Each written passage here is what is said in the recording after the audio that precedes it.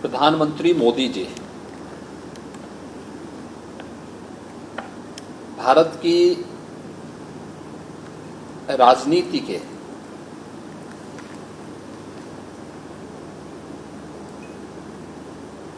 एक ऐसे चमकते हुए सूर्य हैं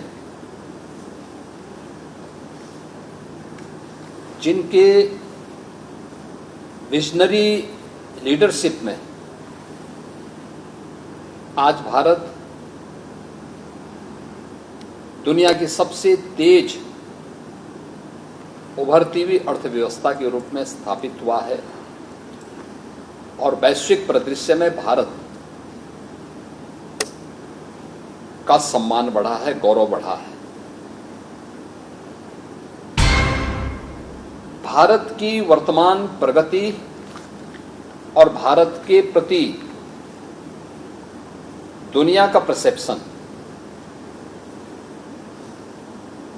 आज जो बदला है उसका श्रेय मोदी जी को जाता है और मोदी जी इसलिए सफल हुए अब तक के सफलतम प्रधानमंत्रियों में मोदी जी की गिनती और मोदी जी के प्रति आदर का भाव न केवल भारत में बल्कि दुनिया में है, क्योंकि मोदी जी के लिए 140 करोड़ भारतवासी ही परिवार हैं। तो नेशन फर्स्ट, जब राष्ट्र प्रथम के भाव के साथ कोई कार्य करता है और वही जीवन का उनका संकल्प होता है तो उसके अनुरूप विजन भी वो देते हैं। और ये पहली बार देखने को मिला है कि राष्ट्र को प्रथम रख करके उस देश यानी देश के सभी नागरिकों को अपने परिवार का हिस्सा मानने और 140 करोड़ लोगों के लिए न दिन देखना न रात देखना, पूरी प्रतिबद्धता और ईमानदारी के साथ उस प्रकार की योजनाओं को बनाना, यानी विजन भी है तो उसको इम्प्लीमेंट करने की क्षमता भी। ये पहली बार किसी एक राजनेता में है तो मोदी जी हैं, जो उत्तर प्रदेश 17 के पहले बीमारू था। आज उत्तर प्रदेश भारत की डेवलपमेंट का ग्रोथ इंजन बन रहा है, भारत की इकोनॉमी का ग्रोथ इंजन के रूप में अपने आप को स्थापित किया है। तो उत्तर प्रदेश अगर बीमारू राज्य से भारत के विकास में योगदान देने वाले अग्रणी राज्यों के रूप में स्थापित हुआ है, ये प्रधानमंत्री मोदी जी के विजन के कारण।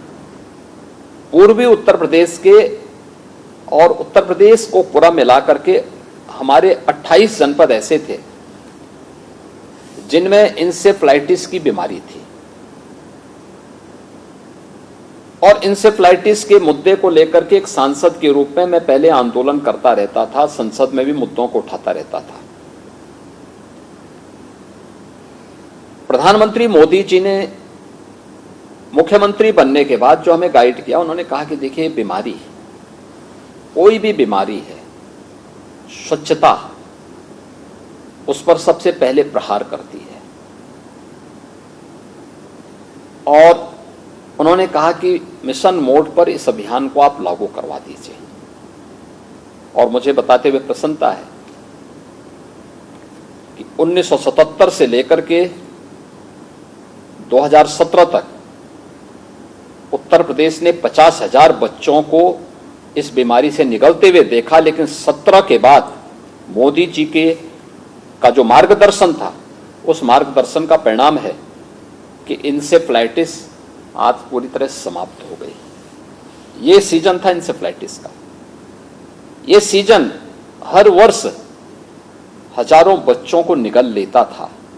आज उन सभी परिवारों में निश्चिंतता है, क्योंकि स्वच्छ भारत मिशन, आयुष्मान भारत, हर घर नल की योजना प्रभावी ढंग से जमीनी धरातल पर उतरी है।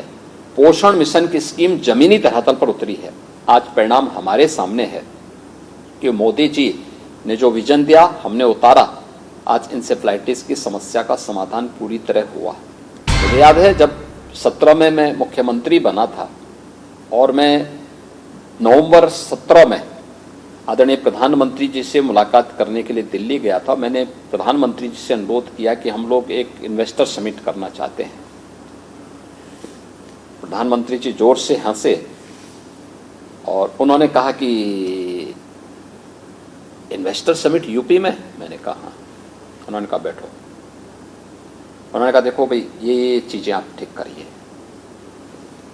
ईज ऑफ डूइंग बिजनेस को ठीक करना पड़ेगा, इसी सेक्टर में रिफॉर्म करना पड़ेगा, लैंड बैंक बनाना पड़ेगा, सुरक्षा के वातावरण को और बेहतर करना पड़ेगा। इन चीजों को इस रूप में करिए और तैयारी जब करोगे मुझे बताइएगा, मैं आऊंगा। आप देखें आज देश के अंदर सर्वाधिक निवेश यूपी में आता है, ये उनके विजन के कारण। 60 लाख नौजवानों को हमने इसके माध्यम से यूपी के अंदर नौकरी दी है, रोजगार के साथ जोड़ा है। मुझे याद है 2017 में भारतीय जनता पार्टी का लोक कल्याण संकल्प पत्र बन रहा था। उन्होंने कहा भी देखो, यूपी के लिए परंपरागत उद्यम को इसमें स्थान दीजिए, यूपी की ये ताकत है और इसको उत्तर प्रदेश में हमें आगे बढ़ाना है। हमने 1 डिस्ट्रिक्ट 1 प्रोडक्ट की स्कीम भी उन्हीं के विजन से इंप्लीमेंट की थी, जो आज उत्तर प्रदेश की सक्सेसफुल स्कीम है और ये देश के अंदर अन्य राज्यों के लिए भी एक प्रेरणा बन गई है।